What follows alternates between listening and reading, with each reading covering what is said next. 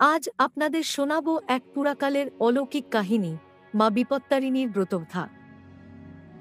এই কাহিনী এক রানীর, যিনি ভুল করেছিলেন কিন্তু বিশ্বাসে পেয়েছিলেন মা দুর্গার আশীর্বাদ। এটি বিপত্তারিণী ব্রতকথা। নারদ মুনি একদিন কৈলাসে গিয়ে শিবকে জিজ্ঞাসা করলেন, প্রভু, কোন ব্রত করলে নারী সকল বিপদ থেকে মুক্তি পেতে পারেন?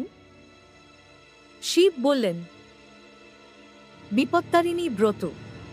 এই ব্রত করলে মা দুর্গা নিজে রক্ষা করেন।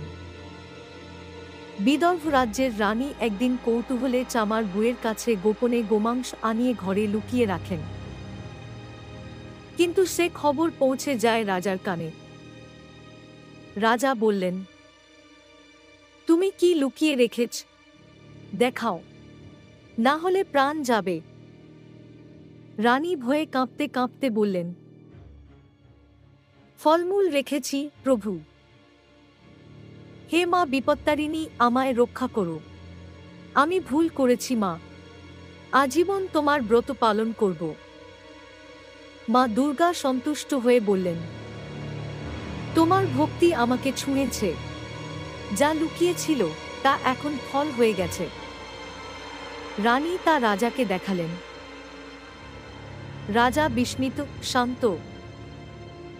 এরপর রানী শুরু করলেন বিপত্তারিণী ব্রত।